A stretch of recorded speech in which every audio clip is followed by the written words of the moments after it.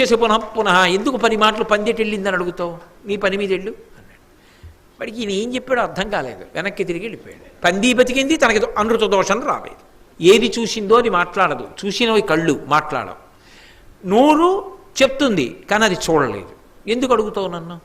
కాబట్టి కిం పృచ్ఛసి పునః పునః ఎందుకు 10 మాటలు పందిటెళ్ళిందని అడుగుతావు, నీ పని మీద వెళ్ళు అన్నాడు. వాడికి ఈయన ఏం చెప్పాడో అర్థం కాలేదు, వెనక్కి తిరిగి వెళ్ళిపోయాడు. పంది బతికింది, తనకి అనృత దోషం రాలేదు. అందుకే శాస్త్రం తెలియడం, దాన్ని సూక్ష్మంగా అన్వయం చేసుకుని రక్షించుకోవడానికి ప్రజ్ఞ ఒకటి కావాలి మధ్యలో. ఎవరో ఓ పంతులు గారు బ్రాహ్మణుడు అరుగు మీద కూర్చున్నాడు. అట్నుంచి వెనక నుంచి ఓ కసాయివాడు ఆవును తరిమాడు. అప్పటికే దాన్ని చావగొట్టేశాడు. ఆ ఆవు పారిపోయి పక్కనే దూరింది ఆయన ఇంట్లోకి. ఇటుగా ఆవు వచ్చిందా అని అడుగుతాడు వచ్చి. అందుకని ఆయన ఏం చేశాడంటే వాడు వచ్చేలాగా ఈ అరుగు దిగి అరుగెక్కాడు, పక్క అరుగు. ఆయన వచ్చి అడిగాడు, ఆవు ఇటుగా వెళ్ళిందా అని అడిగాడు. ఏమో ఈ అరుగు మీద కూర్చున్నాక వెళ్ళలేదే అన్నాడు. ఆ అరుగు మీద కూర్చున్నప్పుడు కదా వెళ్ళింది. అనృత దోషము లేదు, ప్రాణిహింస లేదు, గో సంరక్షణము జరిగింది. అసలు నిజంగా గో విషయంలో నాకు తెలియదు అని చెప్పినా పాపం ఏం రాదు, గో సంరక్షణ చేస్తే పాపం ఏం రాదు. కాబట్టి అమ్మవారి యొక్క కడగంటి చూపు చేత అంత శక్తి వచ్చేసిందంటే. అందుకే కదా శంకర భగవత్పాదులు సౌందర్యలహరి చేస్తూ ఓ మాట అంటారు, మన్మధుడి యొక్క శక్తి గురించి మాట్లాడుతూ, ధను పౌష్పం మౌర్వీ మధుకరమయీ పంచవిశిఖ వసంతు సామంతో మలయమరుదాయూధనరద తథాప్యేక సర్వం హిమగిరిసుతే కామపి కృపాం అపాంగత్తే లబ్ధ్వా జగదిదమనంగో విజయతే హరనేత్రాగ్ని సందగ్ధ కామ సంజీవనౌషధి అని వ్యాసుడు లలితా సహస్రనామ స్తోత్రంలో. పరమశివుడు తన 3వ కంటి మంట చేత మన్మధుణ్ణి కాల్చేశాడు. అనంగుడు, శరీరం లేదు, అమ్మవారు బతికించింది, శరీరం ఇవ్వలేదు. కానీ అపాంగత్తే లబ్ధ్వా, అపాంగత్తే అంటే ఇలా చూడలేదు, అలా చూసింది. పొట్టి చూపు అంటారు, అలా చూస్తే పొడుగు చూపు. ఓ చిన్న పొట్టి చూపు చూస్తే కటాక్షం, కడగంటి చూపు, కంటి చివరి నుంచి చూస్తే ప్రేమ. ఒక్కసారి ఇలా చూసి, ఇలా చూస్తే ఎంత శక్తి వచ్చిందంటే మన్మధుడికి ధన పౌష్పం, ధనస్సు పువ్వులతో చేయబడిన ధనస్సు అంటే ఎంత బలహీనమైంది. మధుకరమయీ, వెనకాతల అల్లెత్రాడు తుమ్మెదల వరుస క్రమంలో ఉంటాయి. అసలు ఎక్కడైనా ముందు పువ్వులు ఉంటే ధనస్సుకి వెనక తుమ్మెదలు ఇలా నిలబడతాయండి, వరుస క్రమంలో ఉండవు, పువ్వుల మీదకి పోతాయి. ఒకవేళ నిజంగా నిలబడ్డాయనుకోండి, బాణం పెట్టి ఇలా లాగుదామంటే స్థితిస్థాపక శక్తి ఉండాలా, వింటినారి వెనక్కి రావాలా, ఎలా వస్తాయి? 2 తుమ్మెదల మధ్యలోంచి బాణం వెనక్కి వస్తుంది. అంత బలహీనమైనటువంటి వింటినారి. పంచవిశిఖ, పోనీ ఏమైనా పెద్ద పెద్ద బాణాలు, బ్రహ్మాస్త్రం, రౌద్రాస్త్రం, వాయువ్యాస్త్రం, ఐంద్రాస్త్రం ఇలాంటివి ఏమైనా ప్రయోగిస్తాడా? 5 పువ్వుల బాణాలు వేస్తాడు, చక్కగా మీద పడితే హాయిగా ఇరుగుపోతారు. అటువంటివి 5 పుష్పబాణాలు. మధుకరమయీ పంచవిశిఖ వసంతు సామంతో, ఒక్కడే చిలికాడు. మంచి స్నేహితుడు ఎవరు? వసంతుడు. చైత్ర వైశాఖ మాసంలో వసంతుడు. ఆ తర్వాత ఇక మళ్ళీ 10 నెలలు కనపడ్డాడు. మంచివాడే కానీ కనపడ్డాడు. మళ్ళీ ఎప్పుడో వస్తాడు, చైత్ర వైశాఖాలు వస్తాయి. ఇంకేం మిత్రుడు? పిలిస్తే పలకడానికి సిద్ధంగా ఉంటే మిత్రుడి వలన ఉపకారం. అసలు మనిషే కనపడ్డాయి 10 నెలలు. అటువంటి మిత్రుడు, మిత్ర సహకారం లేదు.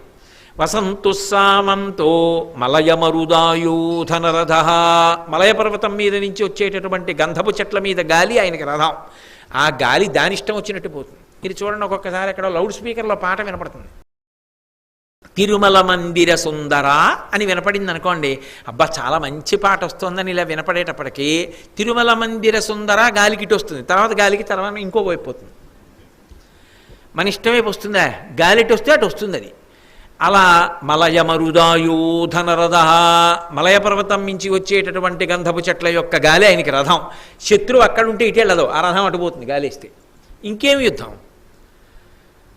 మలయమరుదాయూధనరథ తదాంగ్ అపాంగత్తే లబ్ధ్వా, ఇన్ని బలహీనతలు, అన్నిటినీ మించి శరీరం లేదు, ఇన్ని ఉన్నా, ఇన్ని బలహీనతలున్నా ఆయనకి ధను పౌష్పం మౌర్వీ మధుకరమయీ పంచవిశిఖా వసంతు సామంతో మలయమరుదాయూధనరథ తథాప్యేక సర్వం హిమగిరిసుతే కామపి కృపాం అపాంగత్తే. పరమదయతో అమ్మవారి ఇలా చూసినంత మాత్రం చేత అపాంగత్తే లబ్ధ్వా జగదిదమనంగో విజయతే. సంసారాలు విడిచిపెట్టి ఎక్కడో పర్వతాల దగ్గరికి వెళ్ళి వానప్రస్థంలో కూర్చునో లేకపోతే ముక్కు మూసుకుని నాకు భగవంతుడు కావాలని చెప్పి కూర్చున్న వాళ్ళు కూడా మన్మధుడి యొక్క బాణములు నా మీద పడి ఎక్కడ మళ్ళీ నేను కిందకి జారిపోతానోనని భయపడిపోయేటట్టుగా బాణ పరంపర ప్రయోగిస్తున్నాడు. ఆయన ఓడిపోయాడన్న మాట లేదు, ఆయన బాణాలు పడ్డాయా ఎవరైనా వశపడిపోవలసింది. శక్తి ఎక్కడి నుంచి వచ్చిందమ్మా ఇన్ని బలహీనతలు ఉన్నవాడికి అంటే ఆ తల్లి యొక్క కడగంటి చూపు అంత గొప్పది. ఆ కటాక్షం, ఆవిడ పాదములు, గోళ్ళు, ఆవిడ సంకల్పం, ఆవిడ అనుగ్రహం ఏదైనా సరే ఉద్ధరించేస్తుంది. అంత గొప్ప తల్లి. అందుకే ఆ తల్లి గొప్పతనాన్ని చెప్పడానికి అంతటి మహాతల్లి. కాబట్టి మనసులో ప్రత్యేకించి సువాసినులు అమ్మవారికి ఒక్క నమస్కారం ప్రతిరోజు చేస్తే చాలు. అందున ఒక అదృష్టం ఉంటుంది వాళ్ళకి. నేనున్నాననుకోండి, నిద్రమంచం మించి లేస్తే భగవత్ సంబంధమైనటువంటి విషయాన్ని దేన్నైనా ముట్టుకోవాలి అంటే అర్హత ఉండదు. తలస్నానం చేసిన తర్వాతే. ఆఖరికి పూజామందిరంలో పూజా సంభారాలు సర్దాలన్నా నేను వాడుకునే పూజా సంభారాలే అవి. పూజామందిరంలోకి వెళ్ళి సర్దుకోవాలన్నా నేను తలస్నానం చేస్తే కానీ అర్హత ఉండదు. అదే ఇల్లాలికి లేస్తూనే సర్వమంగళాదేవత ఆవాహన చేయబడినటువంటి మంగళసూత్రం గుండెల మీద ఉంటుంది. ఆ సూత్రం విశుద్ధి చక్రం పార్వతీ పరమేశ్వర పాదద్వందానికి తగులుతుంటుంది ఎప్పుడు. అదే ఆయన ఉన్నాడనడానికి గుర్తు. అందుకే కదా ఏ కారణానికి తీరి ఇంకా మెళ్ళొంచి దాన్ని ఒక్కసారి ఇలా కళ్ళకు అద్దుకుందనుకోండి అంతే, ఆవిడ పొంగిపోతుంది. ఏది ఆ అదృష్టం? భర్త పాదముల వంక చూసి ఒక్క నమస్కారం పెట్టింది అనుకోండి, అది శ్రీమన్నారాయణుడికి అందిపోయింది ఆ నమస్కారం. నాకు నేను మనస్సులో త్రికరణ శుద్ధిగా భావన చేసి నమస్కరిస్తేనే. ముట్టుకోవాలంటే ఏదైనా పూజా సంచయాన్ని తలస్నానం చేశాకే, లేకపోతే కుదరదు. అందుకే భావన చేత ప్రత్యేకించి సువాసిని అమ్మవారి అనుగ్రహాన్ని పొందగలదు. ఈ భావన పురుషుడికి కూడా గొప్పదే అయినా అది సువాసిని విషయంలో మరింత సులభం. అంటే అమ్మవారి అనుగ్రహం అలా ఉంది. అందుకే సువాసిని అర్చన ప్రీత, సువాసిని అర్చనకే ఆవిడ మరింత ప్రీతి పొందుతుంది. కాబట్టి శంకర భగవత్పాదులు అంటారు, చారణాదిసుర సుందరీ చికుర శేఖరీ కృత పదాంబుజాం కారణాధిపతి పంచక ప్రకృతి కారణ ప్రథమ మాతృకాం వారణాంతముఖ పారణాం మనసి భావయామి పరదేవతాం అంటారు. కారణాధిపతి పంచక ప్రకృతి కారణ ప్రథమ మాతృకాం అంటారు మూడవ పాదంలో. ఇది కొంచెం మీరు జాగ్రత్తగా దాని మీద దృష్టిని ఉంచి తెలుసుకోవలసినటువంటి విషయం. ప్రపంచకము అని ఒక మాట. అంటే అమ్మవారి గురించి చెప్తూ పంచమీ పంచసంఖ్యేసి పంచమీ పంచభూతేసి పంచసంఖ్యోపచారిణి అని లలితా సహస్రంలో అనేక చోట్ల శర్వాణి శంభుదాయిని అలా అమ్మవారి గురించినటువంటి భవాని భావనాగమ్య భవారణ్య కుఠారిక ఇవన్నీ కూడా పంచభూతముల యొక్క అధిదేవతా స్వరూపంగా అమ్మవారు ఎలా ఉంటుందో చెప్పేటటువంటి నామాలు. అందులో మీరు ఒక్కటి జాగ్రత్తగా గమనిస్తే సృష్టి అని ఒక మాట వాడతాం. ఒక్క విషయం చెప్తాను, మీరు బాగా పట్టుకుంటారు. సృష్టి అని ఒక మాట అంటే అసలు ఏమీ లేనటువంటి స్థితిలో పరమశివుడు ఒక్కడే అన్నీ ఆయనలోకి తీసేసుకొని ఆయన ఒక్కడు ఈ భూమి అంతా ప్రళయజలాల్లో మునిగిపోయి ఉంటుంది. ఆయన బహిర్ముఖుడు కాడు, తనలో తాను రమిస్తూ ఉంటాడు. తనలో తాను రమిస్తూ ఆయన ఒక్కడే మిగిలిపోయి ఉన్న సమయంలో నత్ర సూర్యోభాతి నచంద్రతారకం నేమా విద్యుతో భాతి కుతో యమగ్ని త్వమేవ భాంతమనుభాతి సర్వం తస్య భాషా సర్వమిదం విభాతి. సూర్యచంద్రుల యొక్క గమనం కూడా ఉండదు. ఆ కటిక చీకట్లో ఆయన ఒక్కడూ కోటి సూర్యుల పగిది వెలిగిపోతుంటాడు. లోకంబులు లోకేశులు లోకస్తులు తెగిన తుది అలోకంబగు పెంచీకటి కావలయవ్వండే కాకృతి వెలుగు అతని నేసేవింతున్నంటారు పోతన గారు. ఆ పెనుచీకటికి ఆవల ఒక్కడు వెలిగిపోతూ తనలో తాను రమిస్తూ ఉంటాడు. అటువంటి వాణి యందు ముందు తల్లి స్పందన కల్పిస్తుంది. స్పందన అంటే ఆయన మనసు కదులుతుంది. అది శివశక్త్యాయుక్తో యది భవతి శక్త ప్రభవితుం నచేదేవం దేవో నఖలు కుశల స్పందితుమపి. మనసు కదులుతుంది. మొట్టమొదట మనసు కదిలింది. మొదటి కదలిక చేత ఆయనకు కోరిక పుడుతుంది. ఒక్కడిని కాదు అనేకమవుతానంటే ఆ కామం అంటే కోరిక. ఒక్కడిగా ఉన్నవాణ్ణి అనేకమవుతాననే కోరిక కలిగినప్పుడు ఆయన మహాకామేశ్వరుడు అవుతాడు. ఆయనకు ఆ కోరిక కల్పించిన తల్లి మహాకామేశ్వరి. అందుకే పంచసామ్యములతో ఉంటారు ఇద్దరు. అందుకే శంకర భగవత్పాదులు ఆ తల్లి ఆయన యొక్క అహంస్ఫురణ నేనన్న పరమశివుని భావనయే అమ్మవారు అంటారు. ఆ తల్లి మొట్టమొదట కదుపుతుంది. కదిపినప్పుడు బ్రహ్మము ఈ సృష్టిగా మారుతుంది. మారేటప్పుడు మొట్టమొదట ఏమొస్తాయంటే ఆకాశాద్వాయు వాయురగ్ని అని ఒక క్రమం. మొట్టమొదట ఆకాశభూతం ఏర్పడుతుంది మహాభూతాల్లో బయట. ఆకాశభూతం నుంచి ఆకాశాద్వాయు వాయువు ఏర్పడుతుంది. వాయురగ్ని, ఆ వాయువు నుంచి అగ్ని ఏర్పడుతుంది. అగ్ని నుండి నీరు, నీటి నుంచి భూమి. ఇది క్రమం. ఈ క్రమంలో ఏర్పడతాయి. ఈ క్రమంలో ఏర్పడిన తరువాత ఒక విచిత్రం జరుగుతుంది. ఈ 5టికి 5 తన్మాత్రలు ఏర్పడతాయి. వీటి యొక్క గుణములు అంటారు వాటిని. ఆకాశమునకు శబ్దం ఏర్పడుతుంది. అలాగే ఆకాశము, ఆకాశాద్వాయు గాలి, గాలికి స్పర్శ, గాలి తగిలిందనుకోండి స్పర్శ ఏర్పడుతుంది. స్పర్శ దానికి గుణమవుతుంది. వాయురగ్ని, అగ్ని, అగ్నికి ఉండేటటువంటి లక్షణం రూపము. అగ్ని తేజస్సు కాబట్టి రూపం కనపడుతుంది. కాబట్టి అగ్ని రూపమునకు రూపాన్ని గుణంగా పొందుతుంది. అలాగే తర్వాత నీరు వస్తుంది. నీటికి గుణముగా రుచి ఏర్పడుతుంది. నీరే రుచిని పొందిస్తుంది. అందుకే నీటికి గుణము రుచి. తర్వాత పృథివీ, భూమి ఏర్పడినప్పుడు భూమికి గుణముగా వాసన ఏర్పడుతుంది. అందుకే బయట చూడండి, వాన పడింది అనుకోండి, మట్టి తడిసిన వాసన వస్తుంది వెంటనే. గ్రీష్మ ఋతువు అయి వర్ష ఋతువు రాగానే మొట్టమొదటి వాన పడగానే మట్టి తడిసిన వాసన వస్తుంది. అందుకే అది భూసంబంధమైన మంత్రం. గంధద్వారాంధురాదరుషాం నిత్యపుష్టాం కరీషిణీం ఈశ్వరీగుం సర్వభూతానాం తామిహోపహ్వయే శ్రియం. ఆ మంత్రం భూసంబంధం, పృథ్వీ సంబంధం అది. అటువంటి గంధము భూమికి తన్మాత్ర గుణం. ఇవి విడుతాయి. ఈ 5 భూతములకు 5 ఏర్పడతాయి తన్మాత్రలు. ఇప్పుడు ఈ 5టికి 5 తన్మాత్రలు వచ్చిన తరువాత మళ్ళీ ఈ 5టిలో ఆకాశభూతం అలా పక్కకు ఉండిపోతుంది. ఉండిపోయి 4 భూతములలోంచి మళ్ళీ 4 వస్తాయి. ఆకాశాద్వాయు, వాయువు కదూ. ఆ వాయువులోంచి మొట్టమొదట ఏడొస్తుంది అంటే మనసు ఏర్పడుతుంది. చంద్రుడు అధిదేవతగా వస్తాడు. చంద్రుడు అధిదేవత అయి మనసు సృష్టింపబడుతుంది. ఆ వాయువు నుంచి అగ్ని, ఆ అగ్నిలోంచి బృహస్పతి అధిదేవతగా బుద్ధి ఏర్పడుతుంది. వాయురగ్ని, అగ్నిలోంచి నీరు వస్తుంది. ఆ నీటిలోంచి చిత్తము, రుద్రుడు అధిదేవతగా వస్తాడు. ఆ తర్వాత పృథివీ వస్తుంది. మళ్ళీ ఆ పృథివీ నుంచి అహంకారం ఏర్పడుతుంది. అహంకారమునకు జీవుడు అధిదేవతగా ఉంటాడు. ఇవి ఏర్పడినప్పుడు ఏమవుతుందంటే మనోబుద్ధి చిత్త అహంకారములని అంతఃకరణ చతుష్టయం ఏర్పడుతుంది. ఇందులో జీవుడు నేను చేస్తున్నాను అంటాడు. అందుకే ఎవరు చేశారండి? నే చేశాను, అహంకారం. జీవుడు నేను, అహంకారం నీ చేశాను. ఎవరు చెప్పారు పని? నే చెప్పాను. ఎవరు విన్నారు? నేను విన్నాను. జీవుడు అహంకారం, పృథివీ సంబంధమైనటువంటి గుణంగా వస్తారు. ఇలా విడుతుంది. ఇందులో మీరు ఒక్క విషయాన్ని జ్ఞాపకం పెట్టుకోండి. అప్పుడు జీవుల యొక్క కర్మలని లెక్క పెడతారు. పునఃసృష్టిలో మళ్ళీ ఈ జీవులందరూ గతంలో మహాప్రళయమునందు ఏ ఏ పాపపుణ్యములను చేసి ఉన్నారు లెక్క తీస్తారు.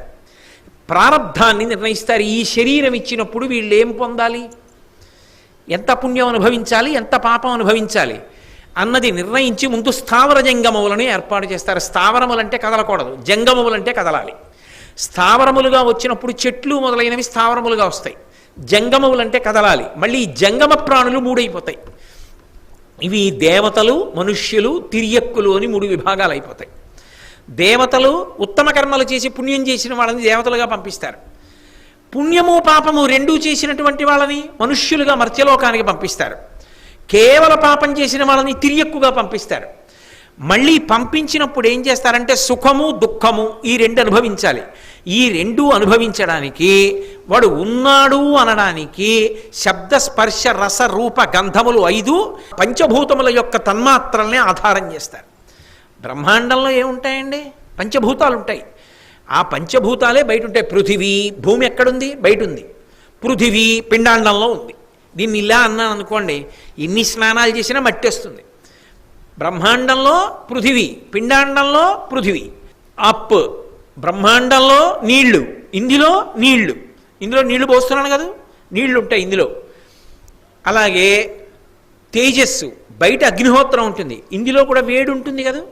ఎన్ని డిగ్రీల వేడి ఉండాలో అన్ని డిగ్రీల వేడి ఉండాలి. తగ్గిపోయినా ప్రమాదం, ఎక్కిపోయినా ప్రమాదం. ఎక్కిపోతే జ్వరం, తగ్గిపోతే కాళ్ళు రుద్దాలి, చలబడిపోయాడని గుర్తు. అదే వేడి ఎప్పుడు ఉండాలి. కాబట్టి తేజస్సు, పృథివీ, అప్, తేజస్సు, వాయువు. ఊపిరి తీసుకోవాలా వద్దా? లోపల వాయువు ఉంటుంది, బయట బ్రహ్మాండంలో వాయువు ఉంటుంది. అలాగే పృథివీ, ఆపస్, తేజో, వాయు, ఆకాశము. బయట ఆకాశభూతం ఉంటుంది, లోపల రక్త ప్రసరణం జరగాలంటే ఆకాశం ఉండాలా, వ్యవధానం ఉండి ప్రవహించాలా, ఆకాశభూతం ఉంటుంది. ఇప్పుడు అమ్మవారి గొప్పతనం ఏమిటి అంటే సమన్వయం, శక్తి కదూ, కదలిక. ఈ కదలికలున్నంతసేపు భవతి అంటారు సంస్కృతంలో, అంటే ఉన్నాడు. ఈ భవతి అన్న 3 అక్షరాలు ఎవరి వలన అనుగ్రహము అంటే ఆ తల్లి యొక్క అనుగ్రహం. బయట బ్రహ్మాండంలో ఏముంది? పృథివీ ఉంది, ఇక్కడేముంది? మట్టి ఉంది. ఇందులో ఆకలేసింది, ఏం తేవాలి నేను? ఓ యాపిల్ పండు పట్టరావాలి. అది ఏమిటది? పృథివీ వికారం. మట్టిలోంచి చెట్టు వచ్చింది, చెట్టు నీటిని, ఆ మట్టి సారాన్ని లాక్కుంది, యాపిల్ పండు కాసింది, అది పృథివీ. ఆ పృథివీని తెచ్చి నోట్లో పడేసుకుని నవిలి మింగేశాను. ఇప్పుడు ఈ పృథివీ ఎక్కడికి వెళ్ళింది? బ్రహ్మాండంలోంచి పిండాండంలోకి వెళ్ళింది. వెళ్ళిపోయిన తర్వాత యాపిల్ పండు అంతా రక్తంలోకి వెళ్ళిపోతుందా? కొంత పిప్పి మిగిలిపోతుంది. ఇప్పుడు ఈ పిప్పి ఎక్కడికి వెళ్ళాలి? మళ్ళీ బ్రహ్మాండంలోకి వెళ్ళిపోవాలి, మళ్ళీ పృథివీ పుచ్చుకుంటుంది. అలాగే అప్, నీరు కావాలి, ఇందులో నీరు అయిపోయింది. ఇందులో నీరు అయిపోయిందని ఎవరు చెప్తారు? ప్రాణాపాన వ్యాన ఉదాన సమాన నాగ కూర్మ కృకర ధనంజయ దేవదత్తములలో 5 ప్రాణములు అవుతాయి, మళ్ళీ పంచభూతములలోంచి వస్తాయి. అవి వచ్చి ప్రాణ అపాన వ్యాన ఉదాన సమానములు ప్రాణములైతే నాగ కూర్మ కృకర ధనంజయ దేవదత్తములుగా అమ్మవారు చెప్తుంది. నీరైపోయింది పొయ్యి అంటుంది. ఎక్కడ తెస్తావు? బ్రహ్మాండంలో ఉంటాయి నీళ్లు. ఆ నీళ్లు తెచ్చి ఇందులో పోస్తావు పిండాండంలో. కొన్ని నీళ్లు పుచ్చుకుంటుంది, కొన్ని మలినం అయిపోయి ఉండిపోతాయి. అప్పుడు ఆ నీళ్ళు ఏమవ్వాలి? మళ్ళీ బ్రహ్మాండం పుచ్చుకుంటుంది వదిలిపెట్టేసినప్పుడు. తిరుగుతోందా లేదా? బ్రహ్మాండం పిండాండం సమన్వయం అవుతున్నాయా? అందులో పృథివీ ఇందులో వేశాను, ఇందులో పిప్పి పృథివీ మళ్ళీ భూమిలో వదిలేను. అందులో నీరు ఇందులో పోశాను, ఇందులో మిగిలిపోయిన నీరు మళ్ళీ భూమిలో పోశాను. శక్తి కదులుతోందా లేదా? శరీరం భవతి, ఉన్నాడనడానికి గుర్తు. అలాగే వాయువు, ఊపిరి తీయాలి, గాలి ఎక్కడది? బ్రహ్మాండంలో గాలి లోపలికి పీల్చాను, మలినం అయిపోయింది, ఎక్కడికి వదిలేశాను? మళ్ళీ బ్రహ్మాండంలోకి వదిలేశాను. బ్రహ్మాండంలో వాయువు పిండాండంలోకి వెళ్ళి, పిండాండంలో వాయువు బ్రహ్మాండంలోకి వెడుతోంది. సమన్వయం అవుతోందా? కదులుతోంది. శక్తి కదుపుతోంది, భవతి ఉన్నాడు, ఊపిరి పీలుస్తున్నాడు. పృథివీ, ఆపస్, తేజో, వేడి. బయట చాలా చల్లగా ఉంది, కానీ ఇందులో వేడిగా ఉండాలి, వేడి తగ్గిపోవడానికి వీల్లేదు. అమ్మవారు ఇందులో వేడిని అలాగే నిలబెడుతుంది. బయట చాలా వేడిగా ఉంది, అంత వేడికి ఈ వేడి పెరిగిపోకూడదు, అంతే వేడి ఉండాలి. కాబట్టి మళ్ళీ మజ్జిగ అటువంటి పదార్థాలు పుచ్చుకున్న వేడిని కాపాడుకొస్తూ ఉంటుంది. అది విచిత్రం. ఆ వేడి తగ్గకుండా పెరగకుండా చూసుకుంటుంది నాడీ మండలంలో. కాబట్టి ఇప్పుడు పృథివీ, ఆపస్, తేజో, వాయు, ఆకాశము. లోపల ఏదో మెదడికి రక్తం వెళ్ళేటటువంటి ఒక నాళం కొవ్వుతో మూసుకుపోయింది అనుకోండి, పక్షవాతం వస్తుంది. గుండెకి వెళ్ళే నాళం మూసుకుంటే అసలు మనిషే ఉంటాడో లేదో తెలియదు. లోపల ఎవరు చూస్తున్నారు? ఇన్ని లక్షల రక్తనాళాలు ఉంటాయి లోపల, ఇన్ని గొట్టాలు ఉన్నాయో. ఆ గుండె దగ్గరికి ఎన్ని గొట్టాలో, ఆఖరికి ఇంత కోమలంగా ఉండేటటువంటి ఈ కనుగుడ్డు వెనక ఉన్నటువంటి రెటీనా మీద కూడా రక్తకేశనాళికలు వెడుతుంటాయి, అందులోంచి కూడా రక్తం వెడుతుంటుంది. అందులో రక్తం వెళ్లకుండా గడ్డ కట్టినా కూడా ఎంత సూక్ష్మమైతే అంత ఖరీదు. రెటీనా మీద వెడుతున్నటువంటి సన్నని రక్తకేశనాళికలో రక్తం గడ్డ కట్టిందనుకోండి, 1,00,000 రూపాయలు అవ్వచ్చు.